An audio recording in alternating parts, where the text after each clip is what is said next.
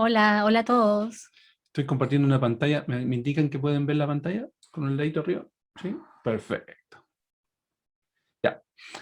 Hoy día nos toca con Glenda desarrollar lo que viene siendo el penúltimo capítulo del libro que hemos venido desarrollando ya hace varios meses, que es Guerra de Palabras.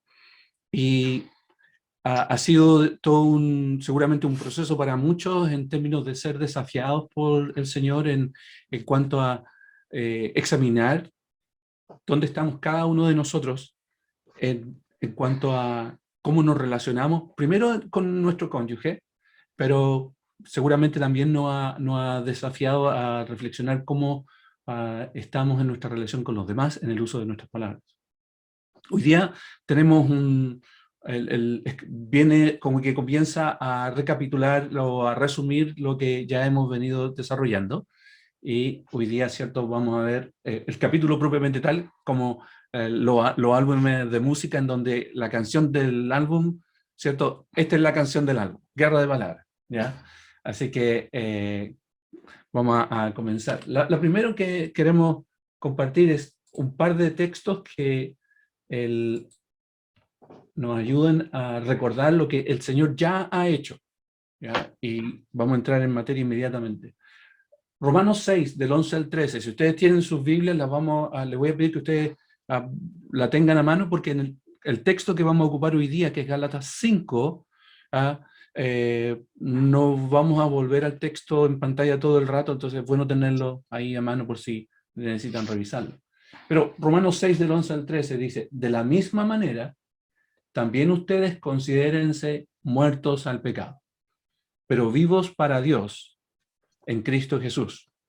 Por lo tanto, no permitan ustedes que el pecado reine en su cuerpo mortal, ni obedezcan a sus malos deseos. No ofrezcan los miembros de su cuerpo al pecado como instrumento de injusticia. Al contrario, ofrézcanse más bien a Dios como quienes han vuelto de la muerte a la vida, presentando los miembros de su cuerpo como instrumentos de justicia. Ya identificamos la batalla. No se trata solamente de una lucha de palabras o técnicas. Es una guerra por el control de nuestros corazones. ¿Nos someteremos al rey? ¿Descansar en su control amoroso y buscaremos representarle en nuestras relaciones? Para la mayoría de nosotros esto significa arrepentirnos del egocentrismo, que nos lleva a que nuestras palabras estorben la obra de Dios. Significa comprometernos con una perspectiva de que el ministerio no es un pequeño aspecto de nuestras vidas, sino un estilo de vida. Este estilo de vida refleja el llamado de Dios para que seamos sus embajadores en cada situación de nuestras vidas. En cuanto a la pasada manera de vivir, despojados del viejo hombre, que está viciado conforme a los deseos engañosos, y renovados en el espíritu de vuestra mente, y vestidos del nuevo hombre, creado según Dios, en la justicia y santidad de la verdad. Nuestras palabras son la principal herramienta que Dios utiliza en la obra que realiza a través nuestro, perdón. Así es que confesamos que tenemos un corazón egoísta y nos comprometemos a una nueva forma de conversar, una que toma nuestro llamado como embajadores en serio. ¿Cómo podemos tú y yo alcanzar una victoria duradera en esta guerra de palabras? Lo que vamos a ver son algunas formas en que podemos, ya habiendo nacido de nuevo por la fe en Cristo Jesús, sabiendo que el Espíritu Santo mora en nosotros, vamos a mirar algunos de estos aspectos que podemos usar o que necesitamos tener presentes en esta lucha continua contra esta guerra, en esta guerra de palabras.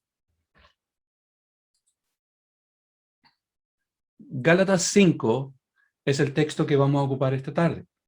Así que desde el versículo 13 al capítulo 5, versículo 13, hasta Gálatas 6, versículo 2, quiero que ustedes puedan tener en sus Biblias ahí a mano, porque así pueden ir y volver cuando sea necesario. Vamos a leerlo una vez y luego vamos a entrar en los puntos. Porque vosotros, hermanos, a libertad fuisteis llamados, solamente que no uséis la libertad como ocasión para la carne, sino servíos por amor los unos a los otros. Porque toda la ley en esta sola palabra se cumple: amarás a tu prójimo como a ti mismo. Pero si os mordéis y os coméis unos a otros, mirad que también no os consumáis unos a otros. Digo, pues, andad en el Espíritu y no satisfagáis los deseos de la carne, porque el deseo de la carne es contra el Espíritu y el del Espíritu es contra la carne, y estos se oponen entre sí, para que no hagáis lo que quisierais. Pero si sois guiados por el Espíritu, no estáis bajo la ley, y manifiestas son las obras de la carne, que son adulterio, fornicación, inmundicia, lascivia, idolatría, hechicerías, enemistades, pleitos, celos, iras, contiendas, disensiones, herejías, envidias, homicidios, borracheras, orgías y cosas semejantes a estas, acerca de las cuales os amonesto, como ya os lo he dicho antes, que los que practican tales cosas no heredarán el reino de Dios. Mas el fruto del Espíritu es amor, gozo, paz, paciencia, benignidad, bondad, fe, mansedumbre, templanza. Contra tales cosas no hay ley. Pero los que son de Cristo han crucificado la carne con sus pasiones y deseos. Si vivimos por el Espíritu, andemos también por el Espíritu. No nos hagamos vanagloriosos, irritándonos unos a otros, envidiándonos unos a otros. Hermanos, si alguno fuere sorprendido en alguna falta, vosotros que sois espirituales, restauradle con espíritu de mansedumbre, considerándote a ti mismo, no seas que tú también seas tentado. Sobrellevad los unos las cargas de los otros y cumplid así la ley de Cristo. Pablo escribe esta carta a los Gálatas y esta es una de las primeras cartas que Pablo escribe cuando estaba la iglesia todavía en sus inicios. Y el propósito de esta carta, para tener un poco de contexto, es abordar el problema de las falsas enseñanzas que se estaban introduciendo en la iglesia.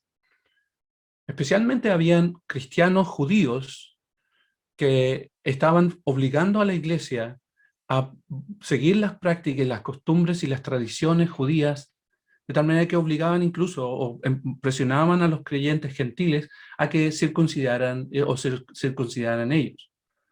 Pablo desarrolla durante esta carta el conflicto que se presenta entre vivir la ley y la nueva esperanza o el pacto de la promesa, que se cumple en la persona misma de Jesucristo. Pero a este capítulo, ya el capítulo 5, Pablo hace más bien un aspecto práctico de lo que significa vivir en la promesa en Cristo, por la fe en Cristo Jesús. Cómo nosotros podemos vivir una vida en santidad, porque somos libres en Cristo. Vamos a ver algunos aspectos sobre eso. ¿El primero? Sí. Pero si os mordéis, para ganar la guerra de palabras debemos reconocer el poder destructivo de las palabras. En Gálatas 5:15 dice, pero si os mordéis y os coméis unos a otros, mirad que también no os consumáis unos a otros.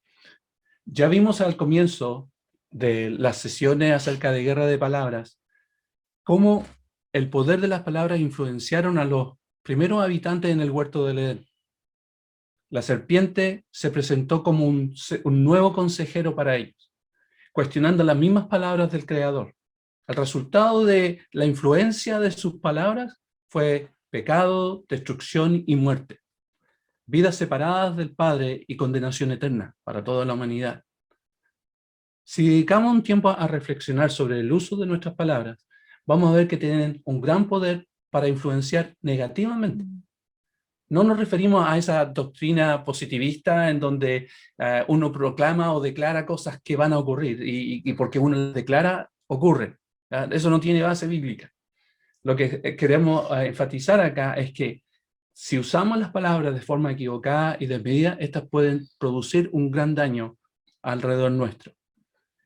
¿Cuántas veces en nuestras propias familias sostenemos conversaciones irritadas, ofensivas y descalificadoras, pero que minimizamos porque no son batallas campales, no son esas luchas de tirarse platos y jarros y cosas, pero aún así tenemos conversaciones que dañan y afectan a los miembros de la misma familia? Sí. Para ilustrar un poco, esto, un día por la tarde queremos ver una película, o una familia quiere ver una película, y, y empieza, ya, una dice, no, yo quiero ver una película romántica. El otro, no, no, no, no, no, no, tiene que ser una película de acción. El otro dice, oye, ya Con hartas corté, balas. claro, con estas balas. Otro dice, no, yo quiero una película de terror, así con miedo. Entonces al final el más chico dice, ¿saben qué más? Estoy aburrido. Cada vez que queremos ver una película, no pasa nada, porque no, es que acá, es que tú quieres acá, que yo acá, y de repente la que dice la otra, que es romántica, tenemos que ver películas románticas. Es que me aburrí, me voy, no quiero más, esto es una lata para mí. Y se levanta la otra hermana y dice, pucha, ¿para qué no hacen esto, papá y mamá? ¿Por qué siempre la misma cuestión? ¿Hasta cuándo son enteros de penca todos ustedes? Basta, o sea, póngase de acuerdo una vez por todas. Y nos quedamos, y se quedan el papá y la mamá aquí, cueca, así, ¿qué onda? Pablo dice ahí en Efesios 4:31, quítese de vosotros toda amargura, enojo, ira, gritería y maledicencia y toda malicia. Pablo nos advierte que estas palabras que muerden y devoran son palabras que destruyen. Así que debemos hacer todo lo posible para dar a las palabras la importancia que la Escritura le da. Y cada uno de nosotros tenemos que ocuparnos de eso. Segunda, Ganar la guerra de palabras significa hablar para servir a otros en amor.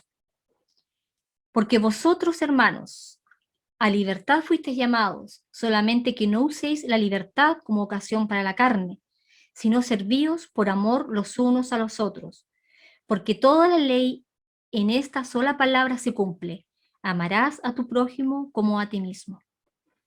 le decimos no al reino de las pasiones y deseos, no solamente porque Cristo nos da el poder para hacerlo, sino también porque hemos sido llamados para servir a nuestro prójimo. Lo opuesto a entregarnos a la naturaleza pecaminosa no es decir, no debo, no debo, no debo, somos ya más bien llamados a despojarnos de las palabras pecaminosas para vestirnos de palabras que fluyan del amor por los demás. En el versículo 14, que está en pantalla, Pablo sintetiza lo que Cristo ya había afirmado. Toda la ley se resume en este mandamiento: amarás a tu prójimo como a ti mismo.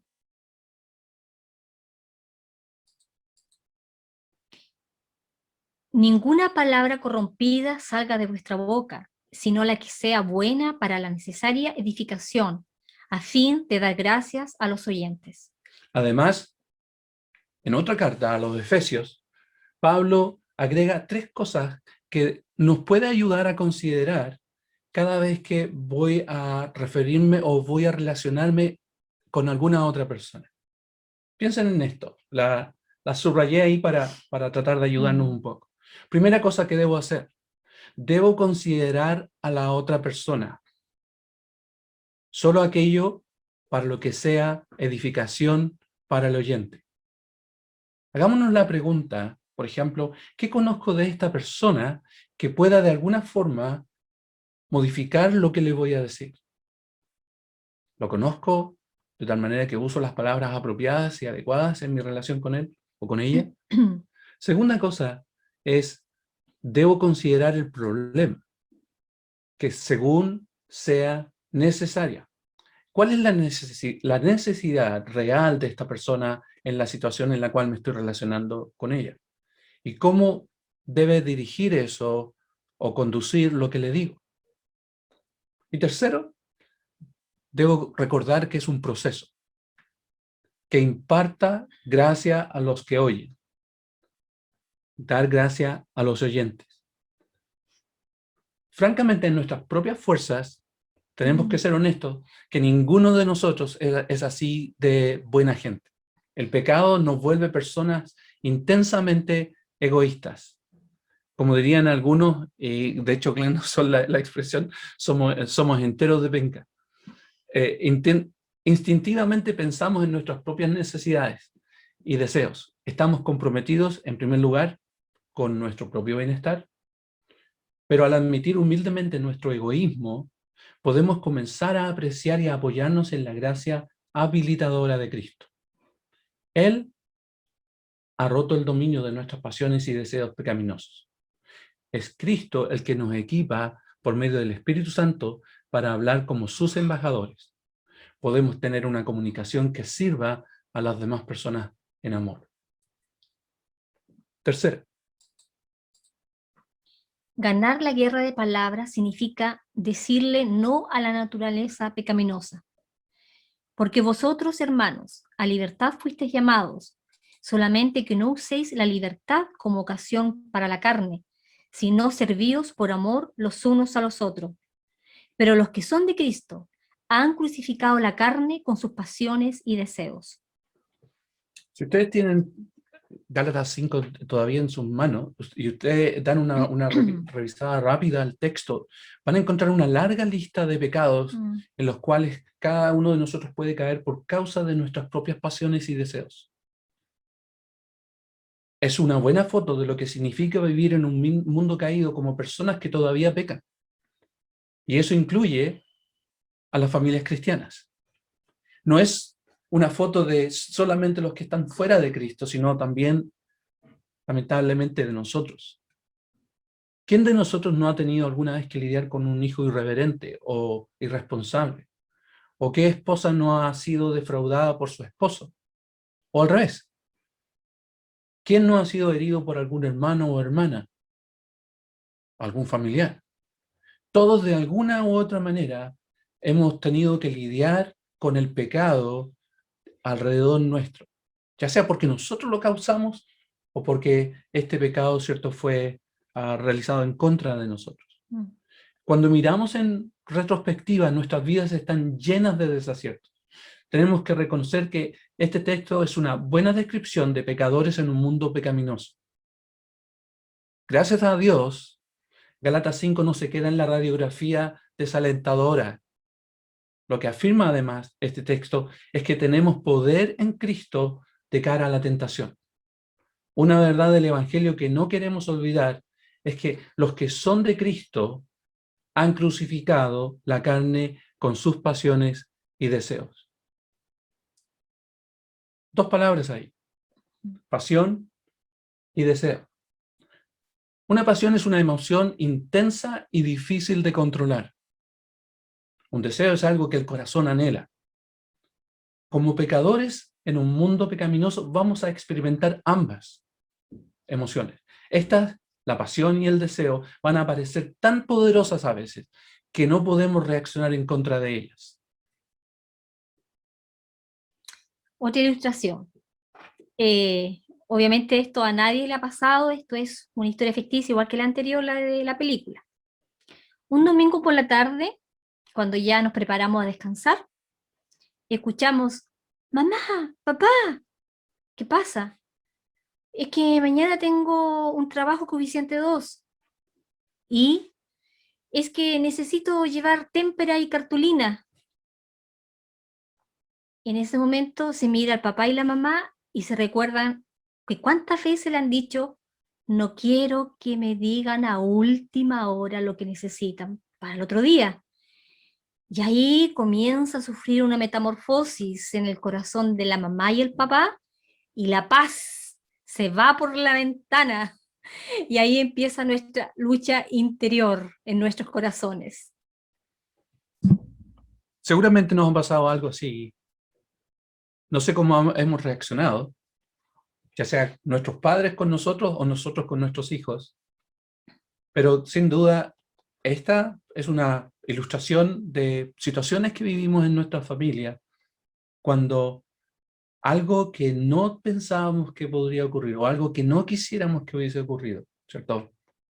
Aconteció. Quiero recordar las palabras de Pablo en esta misma carta, en el capítulo 2, versículo 20, que pareciera ser que es como el centro de toda la carta. Cuando lean toda la carta, me pueden confirmar si les parece lo mismo. Pablo dice, con Cristo estoy juntamente crucificado, y ya no vivo yo, mas vive Cristo en mí. Y lo que ahora vivo en la carne, lo vivo en la fe del Hijo de Dios, el cual me amó y se entregó a sí mismo por mí. Pablo se ocupa en estas palabras de recordarnos que en Cristo hemos muerto a nuestra carne, crucificados juntamente con Cristo, todas nuestras pasiones, todos nuestros deseos desordenados. Y consecuentemente, porque Cristo resucitó, estamos vivos en Él y ya no somos esclavos e indefensos a estas pasiones que destruyen nuestra comunicación. No es por nuestras propias fuerzas, no es por nuestros propios méritos, es por la obra de Jesucristo en la cruz, es que ahora nosotros también tenemos victoria sobre nuestras pasiones y nuestros deseos. La esclavitud que el pecado ponía sobre nosotros ha sido quitada. Por lo que Cristo hizo en la cruz, podemos decirle no a nuestra naturaleza pecaminosa.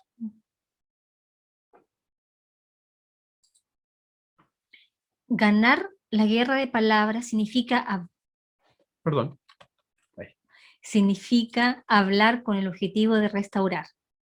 Hermanos, si alguno fuere sorprendido en alguna falta, vosotros que sois espirituales, restauradle con el espíritu de mansedumbre, considerándote a ti mismo, no seas que tú también seas tentado.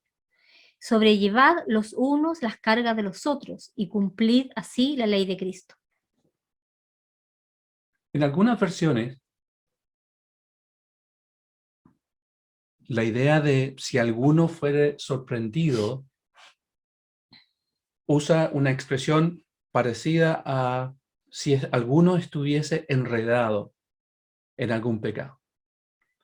Porque es muy fácil decir si alguno fuere sorprendido en pecado. Probablemente eso ocurre todos los días, especialmente con nuestro cónyuge. Hace algo que sabemos que es pecado. Y lo hemos dicho en el pasado, es más fácil para uno ver el pecado del otro que ver su propio pecado.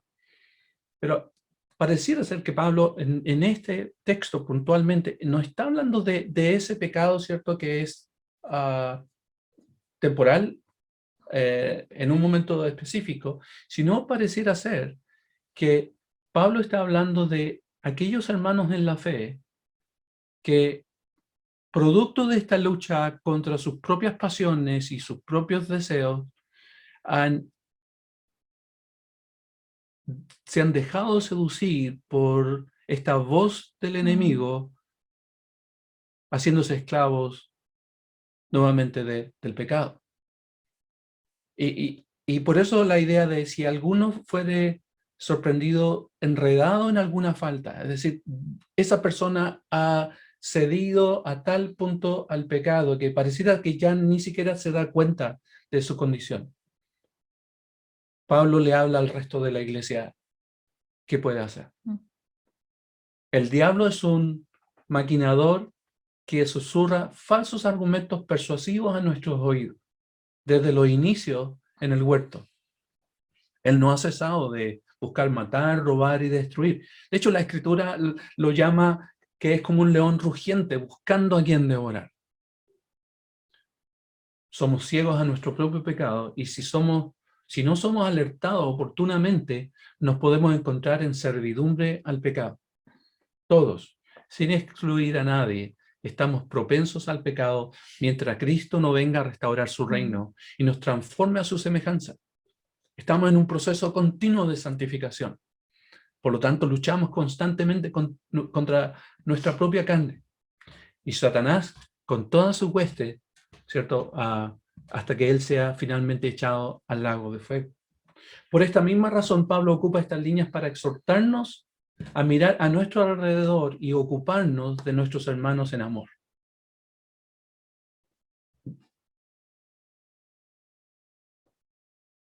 Ganar la guerra de las palabras significa permitir que este plan de restauración dé forma y dirija nuestras relaciones.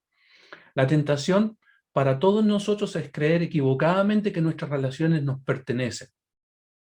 Tendemos a ver a los demás, a las demás personas como nuestras posesiones. Los padres, por ejemplo, caen en esto con sus hijos. Y a medida que ellos crecen y si alguno de nuestros hijos de alguna manera nos defrauda o fracasan en algún aspecto, los padres no vuelven a ver más allá de su propio enojo y heridas para convertirse en agentes de restauración para su propia descendencia.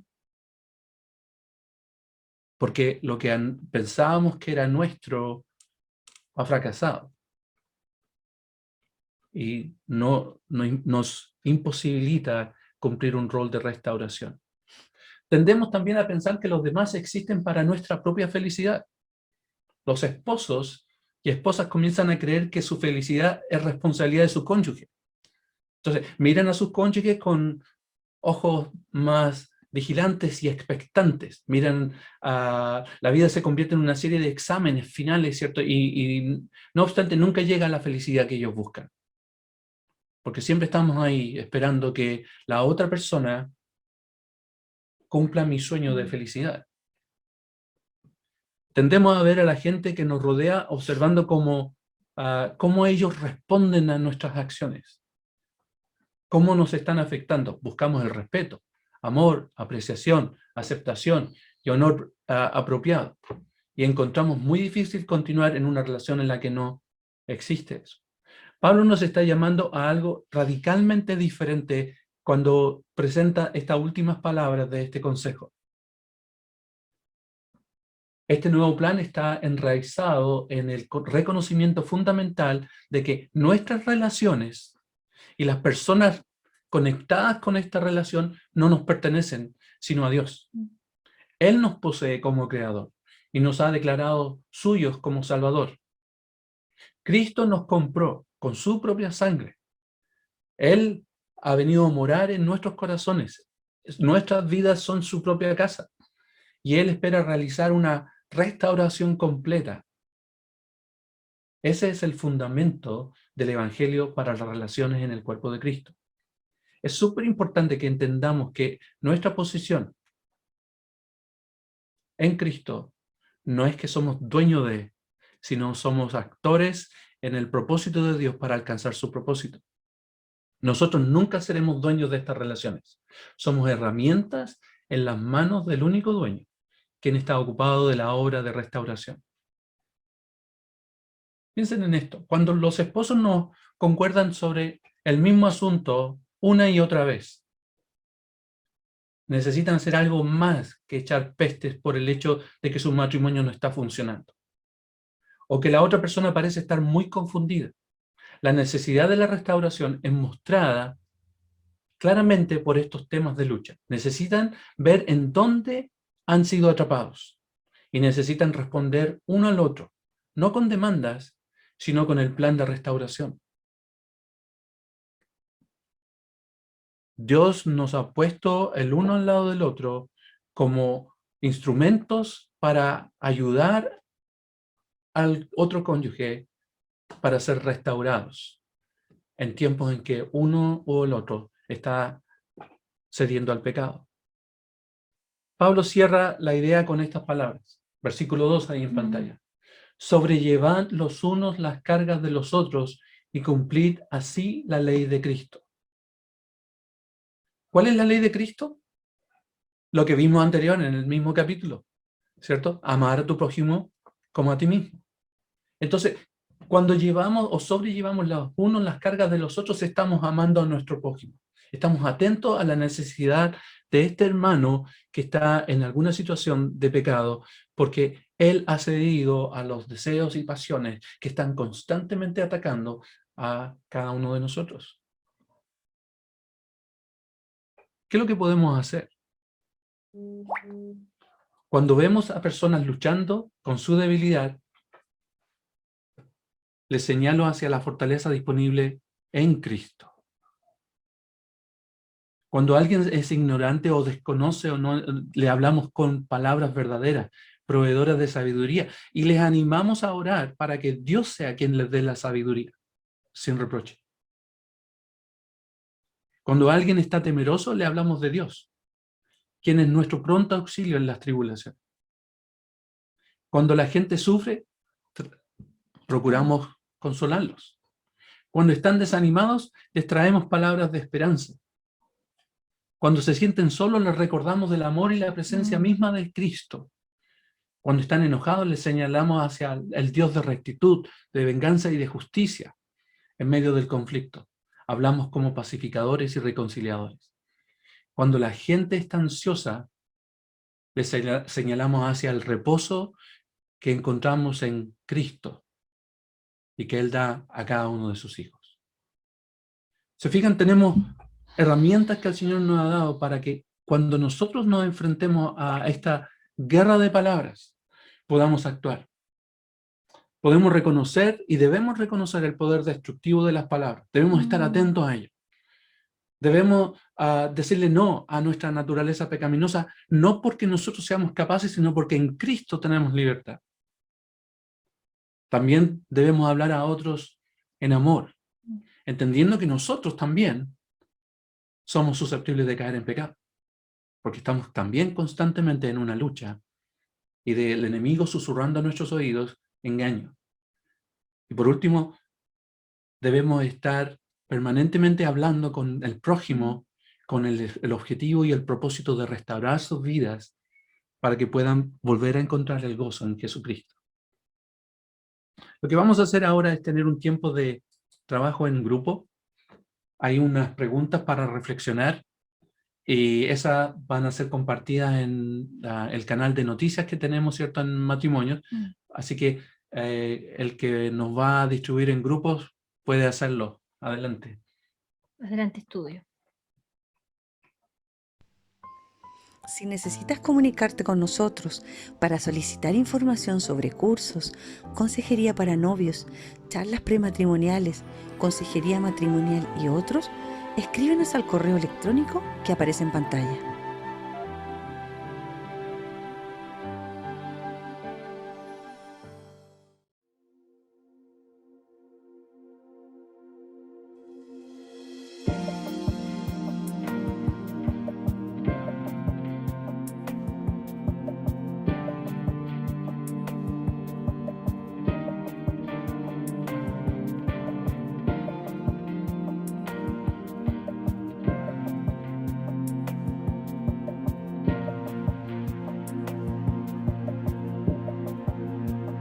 Sin ti, mi Jesús, nada soy. En mí encuentro solo debilidad. Solo en ti, Señor, puedo descansar. Solo en ti.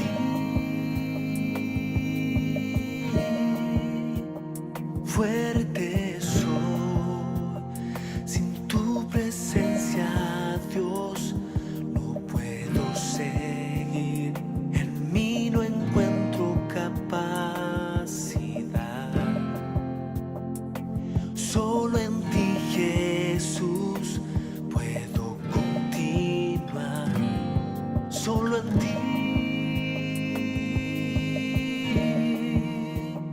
Fuerte soy. Tú aumentarás mis fuerzas como las de un búfalo. Seré ungido con tu aceite fresco. Tu vara y tu callado me infundirán un nuevo aliento.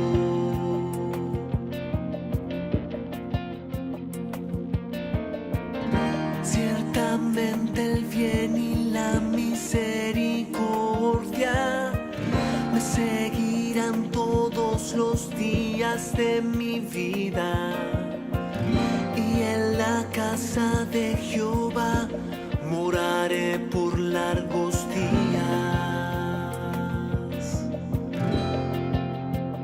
Solo en ti mis fuerzas están.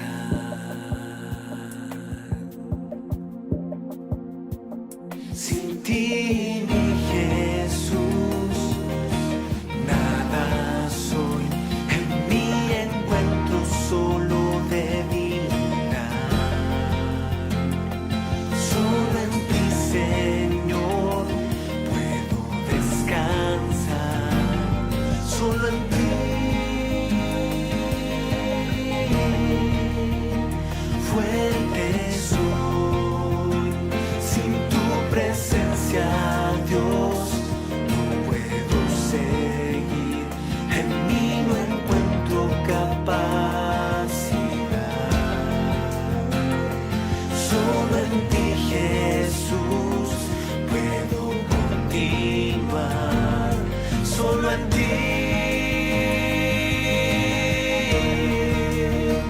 Fuerte soy, aumentarás mis fuerzas como las de un búfalo. Seré ungido con tu aceite fresco. Tu vara y tu callado me infundirán un nuevo aliento.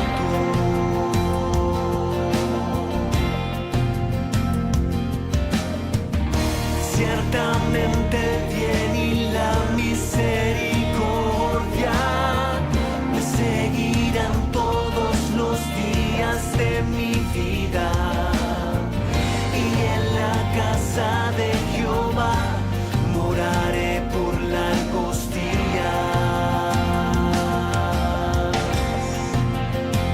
Solo en ti mis fuerzas están.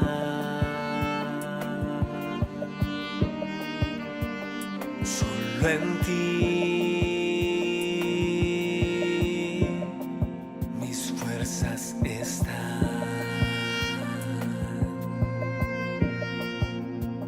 Solo en ti mis fuerzas están.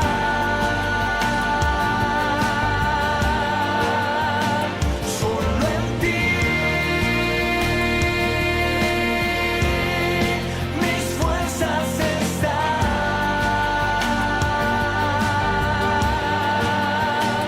Solo en ti mis fuerzas están.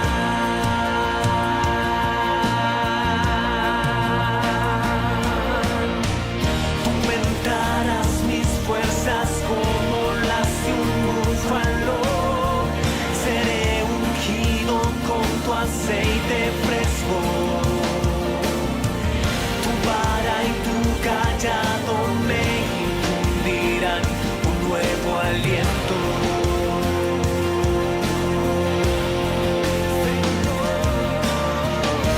Ciertamente el bien y la misericordia me seguirán todos los días de mi vida, y en la casa de Jehová moraré por largos días.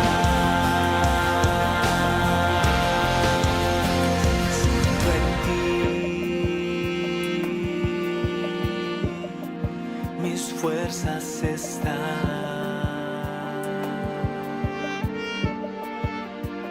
Solo en ti mis fuerzas están.